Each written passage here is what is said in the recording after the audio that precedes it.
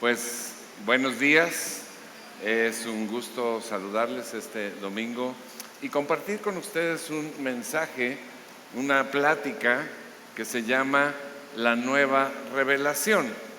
Y antes que nada, y antes de que me apedreen, aclaro que toda la revelación de Dios, el 100% está en la Biblia. No hay otra, nada fuera de la Biblia es revelación de Dios. No hay nuevas doctrinas fuera de ella, todo está en la Biblia. Es verdad que el Espíritu Santo puede traer revelación, pero eso se refiere más bien a que nos puede hacer entender algo que ya está escrito en la Biblia. ¿Está claro? Una vez aclarado el punto, y si quieren apedrear a alguien, ahorita voy a buscar algún voluntario para que se pase aquí al frente y le tiren las piedras. Ok, fíjense, hace poco, bueno, a mí me llegan videos todos los días, yo no sé si ustedes los ven, pero a mí de cada 100 videos que me mandan, 100 videos que borro, no los veo, no me interesa. Pero este sí lo vi porque me lo pasó alguien que estaba al lado mío y me dijo, ve este video. Y en este video se le pregunta a un muy famoso líder religioso, supuestamente creyente en Jesús, la pregunta era, ¿cuál es la razón por la que Jesús había venido a la tierra? Y su respuesta fue, no lo sé, es un misterio. Esto nos habla de que o su entendimiento está oscurecido o no conoce la Biblia, o ambas. Y yo me pregunto, si así está el líder, ¿cómo estarán los seguidores? Y lo peor, ¿cómo está el mundo en general con respecto a Jesús? Jesús y su obra no son ningún secreto, no son ningún misterio. Está más que claro en la palabra de Dios. Y te voy a dar dos ejemplos. Primero en Lucas capítulo 19 dice clarito, así dice la palabra, pues el Hijo del Hombre, o sea Jesús, vino a buscar y a salvar a los que están perdidos. ¿Hay alguna duda? Pues no. Te doy otro ejemplo. Juan capítulo 3 versículo 16 dice, porque tanto amó Dios al mundo que dio a su Hijo unigénito o único, o sea Jesús, para que todo el que cree en Él no se pierda, sino que tenga vida eterna. Dios no envió a su Hijo al mundo para condenar al mundo, sino para salvarlo por medio de Él. ¿Está confuso? Está clarísimo, ¿no? Yo quiero compartirte hoy algo más acerca de este tema para que Jesús no sea un misterio para ti, para que nadie te engañe y para que lo compartas con otros.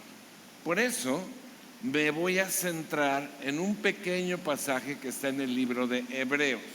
Si traes tu Biblia ahí, acompáñame al capítulo 1 de Hebreos y al versículo 1.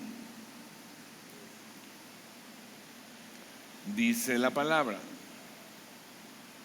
Dios, que muchas veces y de varias maneras habló a nuestros antepasados en otras épocas, por medio de los profetas, en estos días finales nos ha hablado por medio de su Hijo.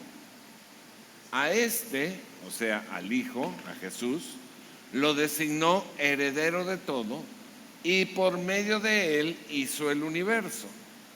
El Hijo es el resplandor de la gloria de Dios, la fiel imagen de lo que Él es y el que sostiene todas las cosas con su palabra poderosa.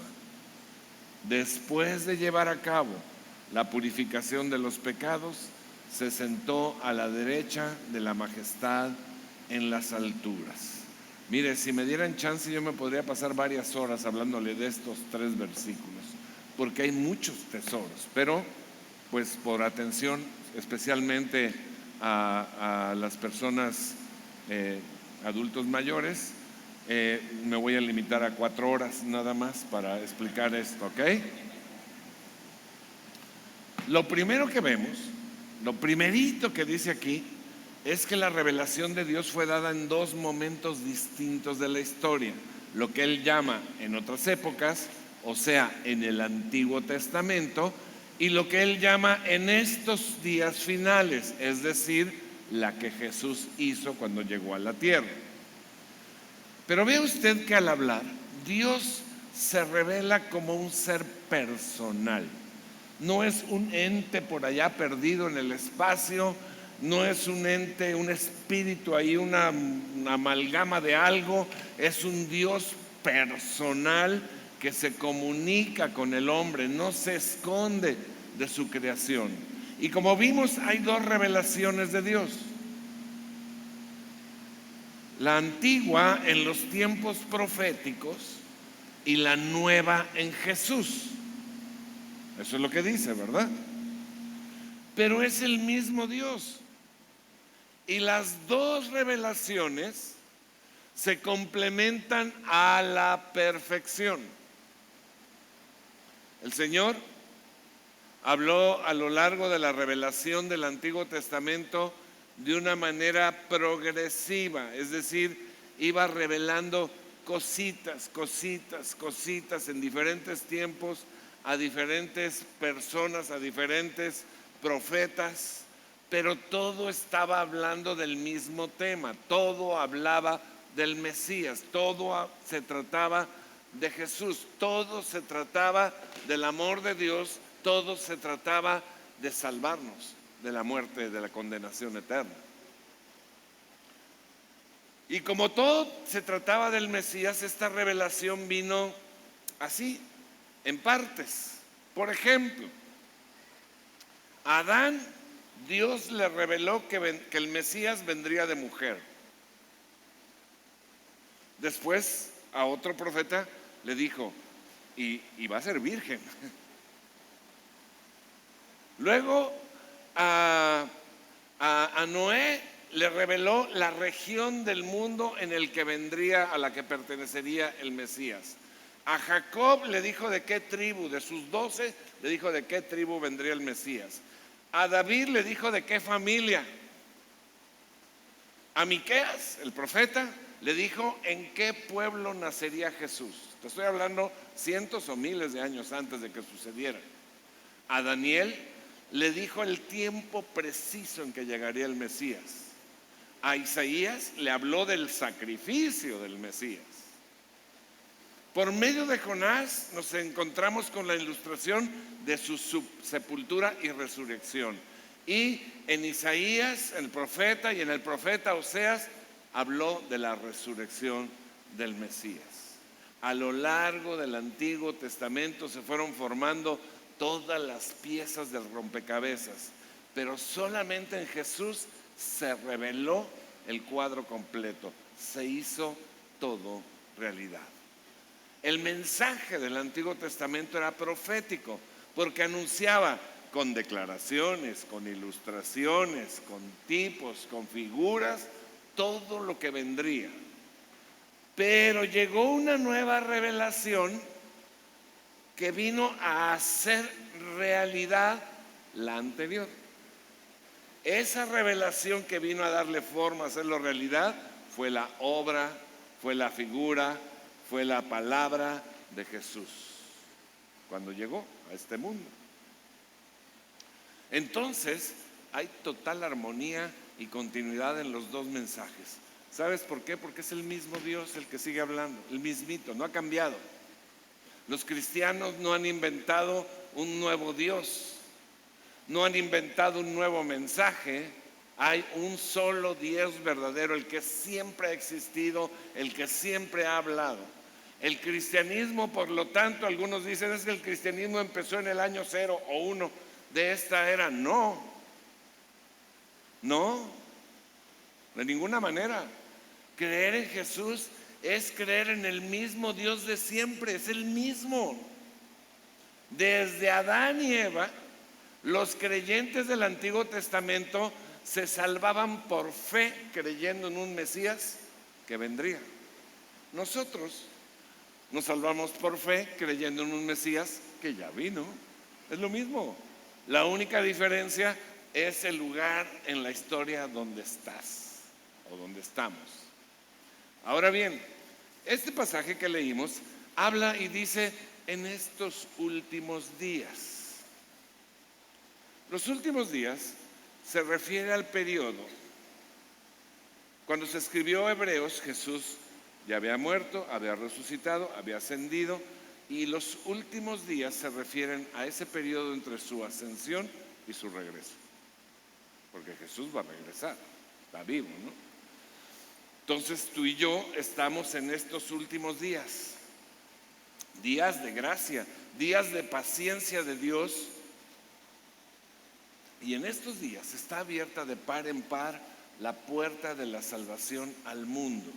Dice segunda de Pedro, capítulo 3, versículo 9. El Señor no tarda en cumplir su promesa. Jesús prometió que regresaría, pero va a regresar en forma diferente. Va a regresar ahora ya no como el humilde carpintero nacido en un pesebrito, no, ahora va a regresar como lo que es, en gloria, Rey, maravilloso, extraordinario.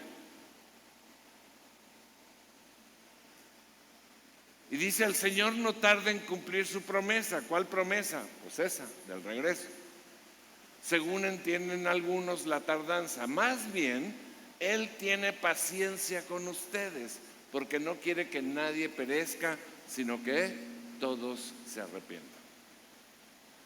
Ahora, esta revelación en Jesús, la nueva revelación, Jesús tiene dos características muy importantes. Por un lado, la calidad del mensajero.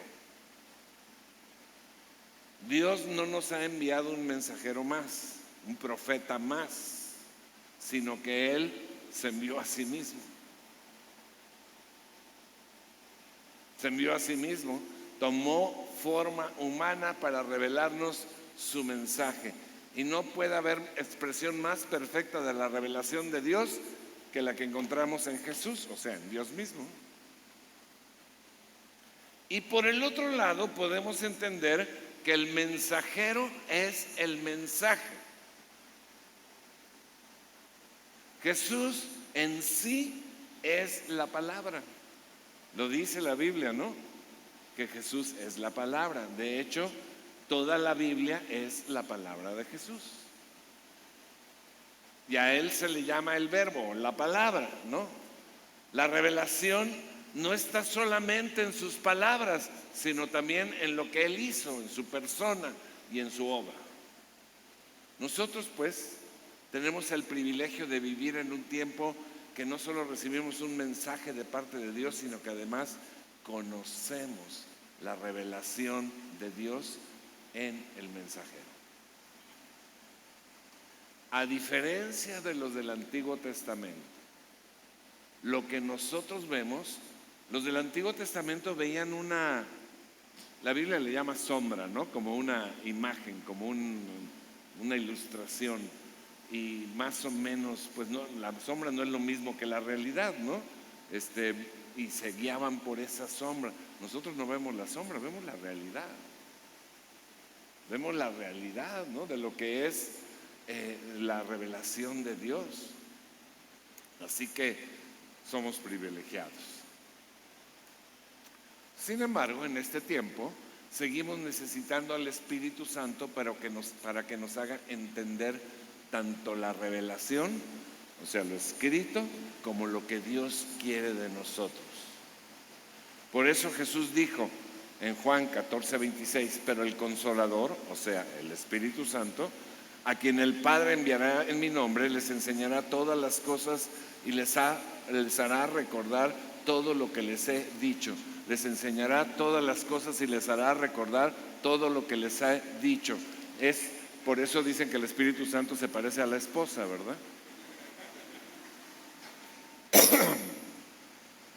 Repasemos una parte del mensaje inicial. Dice Hebreos 1:2. En estos días finales nos ha hablado por medio de su Hijo. A este lo designó heredero de todo y por medio de él hizo el universo. Ahí déjenme tantito, porque aquí vemos dos cosas bien importantes con respecto a Jesús. Primero nos dice que es el heredero de todo. y que por medio de Él se hizo el universo. Esto está bien picudo. Te explico. Escucha, Jesús es el creador del universo. A veces nosotros estamos hablando y en lugar de Dios usamos el sinónimo el todopoderoso o el creador, pero cuando nos referimos al creador o al todo o a todos, estamos hablando de Jesús. Él es el creador de todo el universo. Dice la palabra, Juan dice lo mismo, dice Juan capítulo 1 versículo 3, dice, por medio de Él, o sea Jesús, todas las cosas fueron creadas. Sin Él, sin Jesús, nada de lo creado llegó a existir. Pablo dice lo mismo, Colosenses 1:16, porque por medio de Él, o sea de Jesús, fueron creadas todas las cosas en el cielo y en la tierra, visibles e invisibles, sean tronos, poderes, principados, autoridades, todo ha sido creado por medio de Él y para Él. Este versículo, déjamelo tantito. Ahí está bien, ahí está perfecto. Fíjense, porque nos explica qué significa también que Jesús sea heredero de todo. Pon atención. El universo fue creado por Jesús para ti. ¿Amén? No. ¿Qué dice ahí? ¿Para quién fue creado? Para Él. Para Él. Así que te tengo una mala noticia. ¿Estás listo? ¿Estás listo? You are not the last Pepsi on the desert. No eres la última Pepsi en el desierto. No eres el centro del universo. El universo no se creó para ti. El universo fue creado para Jesús. Pero fíjate, nosotros como seres humanos, normalmente, naturalmente, tenemos una cosmovisión egocéntrica. Todo gira en torno a nosotros mismos. Nosotros somos el centro de nuestro universo, del universo.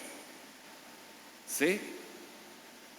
Les decía hoy en la mañana, hasta aquí, cuando la gente me va a buscar y me pide hablar conmigo, no puedo dejar de asombrarme que lo único que les importa es su interés, su dolor, sus deseos, su ofensa, mi sueño, mi deseo, lo que a mí me afecta, lo que a mí me duele, lo que yo necesito, lo que yo quiero, puro yo-yo, puro centro. Se creen centros del universo, pero te tengo noticias, Jesús es el centro del universo. Todo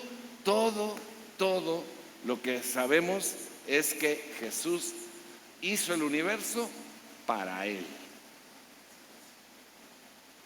Él es el centro del universo. Él sí es la última Pepsi en el desierto. Él es el principio y es el final. Él creó y el final es para Él, todo es para Él. Por eso dice Jesús que Él es el alfa y la omega. Alfa es la primera letra del alfabeto griego y omega es la última letra. Es como si en español Jesús dijera, yo soy la A y la Z, o más bien dicho, yo soy desde la A hasta la Z. ¿Me entienden? Todo fue creado para Él. Tú y yo fuimos creados para Él. Solamente somos mayordomos. Solamente somos siervos, si es que nos acercamos a Él.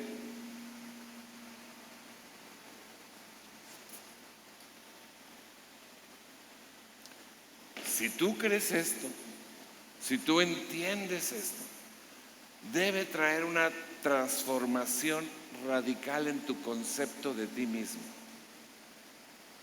Debe traer un cambio radical en tu concepto del cosmos, del mundo en el que vives. No te perteneces a ti mismo, le perteneces a Jesús. Tu razón de ser, por lo tanto, no es la satisfacción de tus deseos, sino los de Jesús. Tú existes no para ti mismo, sino para Jesús. 2 lo creen, 6 lo creen, 23 lo creen, ya bajó a 18. Dice Romanos capítulo 14, versículo 8, si vivimos, ¿qué dice? Para el Señor vivimos, y si morimos, para el Señor morimos. Así pues, sea que vivamos o que muramos, del Señor somos.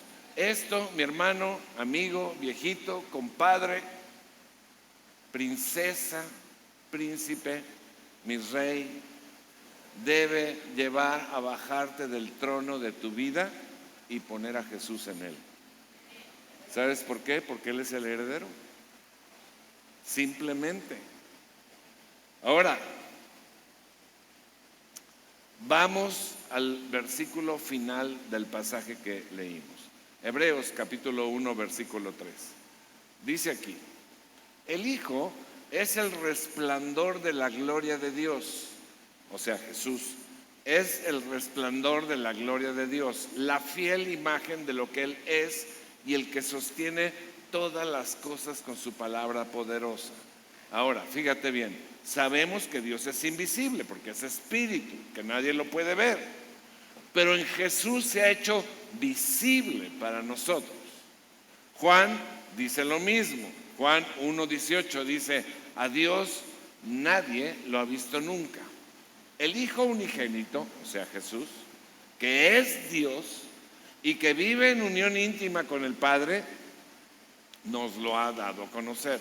Pablo dice lo mismo, Colosenses 1:15. Cristo es la imagen visible del Dios invisible. Él ya existía antes de que las cosas fueron creadas y es supremo sobre toda la creación. Ahora, vea esto. Vea esto. La palabra que se traduce como resplandor también significa luz. Pues un resplandor pues es de luz, ¿no? Ahora vea esto. En el relato de la creación de Génesis nos encontramos con algo sorprendente. Algunos ni se han dado cuenta, pero es algo sorprendente. El primer día, lo primero que Dios crea es la luz. Y fue hasta el tercer día que creó las estrellas, con nuestro sol incluido. Sorprendente, ¿no? Había luz, pero no había estrellas, ni soles, ni nada. Y hasta el tercer día creó los astros, las estrellas. ¿Por qué? Porque Dios quería dejar constancia, quería que supieras que Él es la luz. Que la luz no depende del sol ni de las estrellas, la luz es Él. Dios es luz. Y las estrellas, incluido el sol, solamente son un mini reflejo de lo que Él es, de su luz. Entonces, si el sol y las estrellas, pues al sol ni siquiera lo podemos ver de directo, ¿no? Imagínense acercar. ¿Quién se va a poder acercar al sol y vivir? Nadie. Solamente los gallegos que quieren ir de noche, ¿no?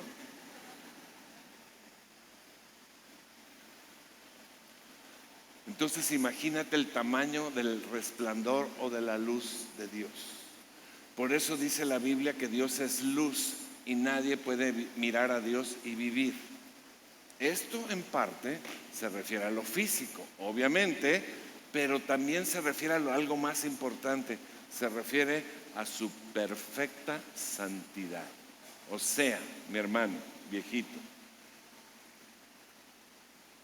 si tú en tu vida has cometido un solo acto de desobediencia a Dios, uno solo, el que sea, chiquito, mediano, grande, regular, verde, rojo, colorado, blanco, el que sea, con uno solo ya no puedes estar en la presencia de Dios, porque Dios es perfecta santidad. Ninguna persona que haya desobedecido a Dios una sola vez se puede acercar a Dios y vivir, porque la perfecta santidad de Dios lo mata, lo condena. Pero la buena noticia es que Dios tomó las medidas necesarias en Jesús para filtrar esa luz, de tal manera que pueda ser vista por nosotros. Entonces Jesús es el resplandor, es el perfecto reflejo del resplandor de la gloria de Dios, que no solamente hizo posible verlo físicamente, sino que más importante, lo hizo para que pudiéramos entrar a la presencia de Dios sin morir y vivir en la eternidad gracias a la obra de Jesús. Todo el que cree puede entrar por esa luz y vivir. La gloria de Dios expresa todo lo que Él es, todo lo que es en sus características, en su naturaleza, en sus acciones, y el Hijo, siendo uno con el Padre, es en sí mismo, como siempre lo fue, ese resplandor, ese reflejo de la gloria. Dice el pasaje también que Jesús es la imagen misma de la sustancia de Dios, la fiel imagen de lo que Él es. O sea, mi hermano, entiéndelo, en Jesús habita toda la plenitud de Dios. Él es la imagen exacta, perfecta, completa de Dios. No es una imagen borrosa, no es una imagen imperfecta, no es una imagen inferior, sino la imagen misma de Dios. Jesús es la representación perfecta de la esencia de Dios. Todas las perfecciones de Dios están en Él. Luego dice la palabra, ahí lo que leímos, que Él es quien sostiene todas las cosas, todo el universo con el poder de su palabra. Ahora imagínese esto. Cuando yo era niño,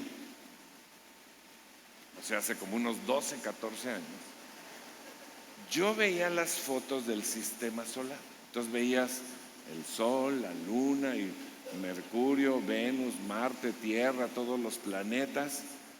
Pero mi pregunta de niño era, ¿por qué no se caen? ¿Nunca te has preguntado por qué no se caen? ¿Por qué las galaxias no se caen? ¿Por qué están ordenadas? ¿Por qué? O sea, ¿cómo está así el universo? Bueno, porque dice la Biblia que Jesús sostiene todas las cosas con el poder de su palabra. ¿Te imaginas? Jesús con su palabra sostiene al mundo, este planeta flotando en el vacío, pero también al sistema solar y a la Vía Láctea y a todas las demás galaxias del universo en orden perfecto. Ese es el tamaño del poder de la palabra de Dios. ¿Te das cuenta? El salmista escribió, Salmo capítulo 8, versículo 3, dice: cuando contemplo tus cielos, obra de tus dedos, la luna y las estrellas que allí fijaste, me pregunto, ¿qué es el hombre para que en él pienses? ¿Qué es el ser humano para que lo tomes en cuenta? O sea, al ver esa inmensidad,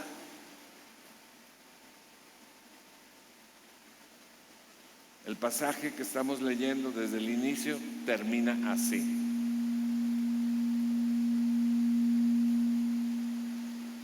así no.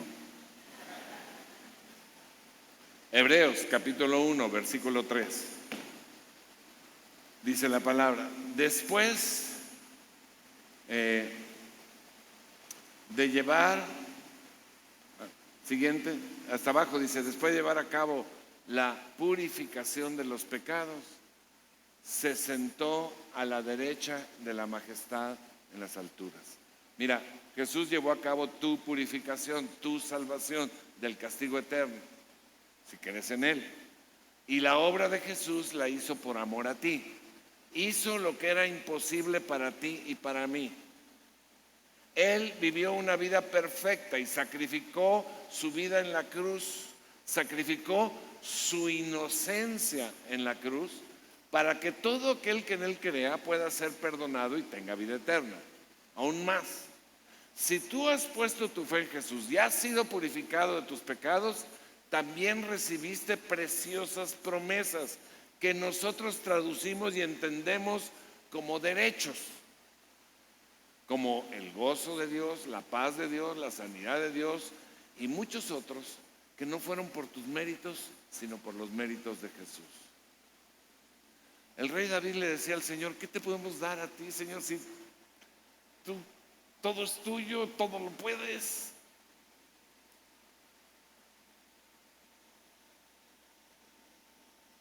Tal vez ahora puedas contestar la pregunta: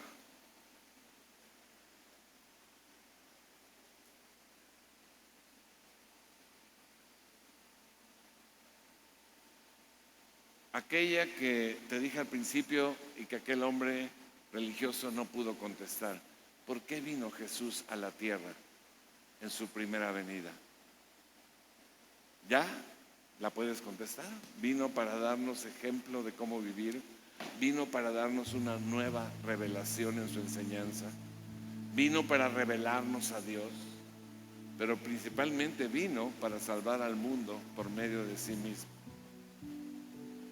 Este pasaje termina diciendo que Jesús está en el cielo, en el lugar celestial de la presencia de Dios, sentado a la diestra del Padre.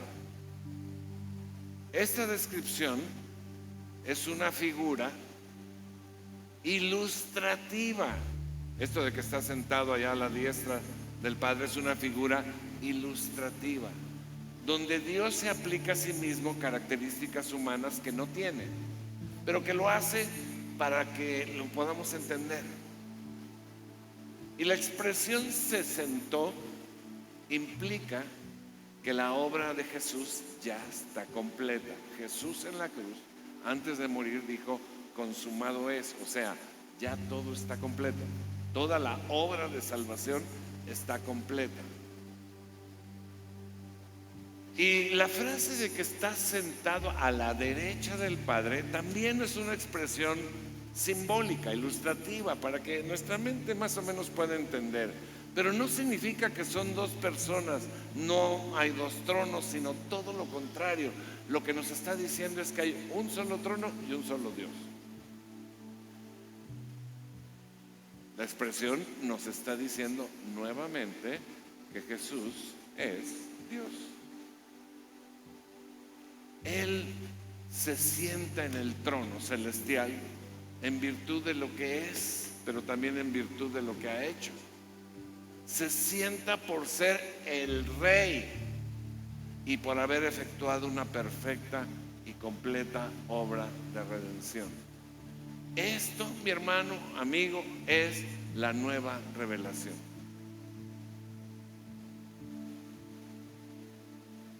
Es la realidad en Jesús de lo que se anunció en el Antiguo Testamento. La pregunta es: ¿qué tiene que ver todo esto contigo? Pues todo, absolutamente todo. Te voy a decir 4 cosas. ¿Cuántas? Normalmente digo 3, pero ahora, como estoy de rebelde, voy a decir 4. Número 1: si la obra de salvación ya está completada en Jesús, y tú creíste en Él como Salvador, tú ya no tienes que hacer absolutamente nada al respecto de la salvación, sino solo creer en Él, porque la salvación es por fe, no es por obras.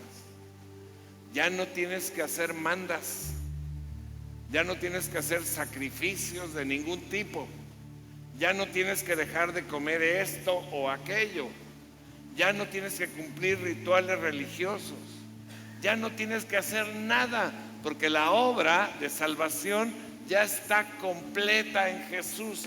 Él hizo el sacrificio una vez y para siempre. De hecho, mi hermano, amigo, si tú empiezas a hacer estas cosas por querer quedar bien con Dios, lo que estás haciendo es negar la eficacia de la obra de Jesús. Segundo, ¿cuántas dije que iba a haber? 4. Segunda, si Jesús sustenta todo el universo con el poder de su palabra, ¿no te podrá sustentar a ti? Por gordo que estés, pesas menos que Júpiter. ¿No te podrá sustentar a ti todos los días de tu vida? ¿No sería suficiente poner tu fe en Él para el sustento todos los días de tu vida? ¿No sería suficiente? Número 3, ¿cuántas dije? Número 3, penúltima. Si Jesús es Dios, no necesitas de nadie más. No necesitas de otros santos, de otras personas, de otras cosas, de personas vivas o muertas. No necesitas de nada. Él es absolutamente suficiente para ti en todas las áreas de tu vida. Tú puedes revisar todo lo que tiene para ti. Y número 4, ¿cuántas dije que íbamos a ver? Última. Si Jesús es Dios y creó el universo que es para Él, necesitas bajarte del trono de tu vida, cedérselo y hacer lo que te manda. Estamos en los últimos tiempos. Jesús está a punto de regresar. Cuando Jesús regrese, va a demostrar una vez más que Él es el resplandor de la gloria de Dios. Porque esta vez, cuando Jesús regrese, dice la Biblia, profetiza, que todos los astros del universo se van a apagar, sí, apagar, le van a bajar el switch. Oscuridad total. Y de repente va a empezar un resplandor a venir. Y va a ir creciendo y creciendo y creciendo. Y después otro mayor. Y es Jesús con todos sus ejércitos en toda su gloria que viene a la tierra por sus amados, por todos aquellos que creyeron en Él.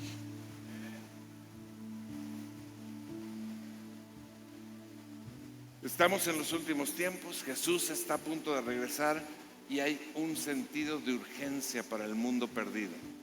Es tiempo de dejar de perder el tiempo en tu mundo y entrar a lo que Dios quiere y ponernos a hacer lo que Jesús quiere que hagamos, porque dice la palabra que al que lo haga le esperan recompensas eternas. Amén. Quiero hacer una invitación. Si usted está aquí por primera vez o segunda, quiero invitarle a que haga de Jesús su Salvador, su Dios. Es gratis, no tiene nada que perder. Jesús vino, Dios se hizo hombre, vivió una vida perfecta, fue a la cruz, pagó la deuda que nosotros teníamos que pagar, resucitó, demostrando que es Dios, ascendió a los cielos y va a regresar. Y Él dice que la salvación es gratis para el que cree. ¿Cuál es la alternativa? El sufrimiento eterno. ¿Por qué quería yo arriesgarme un sufrimiento eterno si tengo gratis la vida eterna, creyendo en Jesús. Cierre sus ojos un momento y si usted quiere creer en Jesús como Dios y como Salvador, es muy sencillo, solamente hay que creerlo y puede decirle algo como, cierre sus ojos. Cerrar los ojos no es un acto religioso, es un acto de estar en privacidad personal, digamos, ¿no? Dígale: Señor Jesús, hoy creo que tú eres Dios, entra en mi corazón, perdóname y sálvame. Amén. ¿Así de fácil? Pues así de fácil para nosotros, pero para Él no fue fácil. Pero si usted hizo esta declaración, Jesús perdonó todos sus pecados, le hizo hijo de Dios, le dio la vida eterna. Y ahora usted necesita empezar a alimentarse, porque es como un bebé que necesita empezar a alimentarse. Y el alimento es la Biblia, es la predicación. Usted necesita empezar a recibir y a crecer y fortalecerse. Y la Biblia dice que entre más pequeño es el Hijo de Dios, menos puede disfrutar de cosas. Igual que los niños chiquitos menos pueden disfrutar, pero conforme van creciendo, pues se les van soltando más cosas hasta que finalmente le sueltas el coche. Hay dos chicas aquí al lado. Si tú hiciste esta declaración o si vienes por primera o segunda vez, te van a dar este pequeño regalito. Es gratis, no tiene ningún requisito. Nada más sale una ceñita ahí con tu mano y ahí te lo va a entregar. Para todos los demás, Padre, gracias. Gracias por este pueblo que hoy escuchó tu palabra. Señor, que esta palabra penetre y nos deje entender la realidad tuya, Señor. Y nos deje entender especialmente lo que quieres de nosotros. Yo bendigo a tu congregación, bendigo cada área de su vida, Señor. Declaro sanidad en los que están enfermos, declaro prosperidad en los que están en necesidad. Que tu protección esté sobre todos, Padre. En el nombre precioso de Jesús. Amén y amén.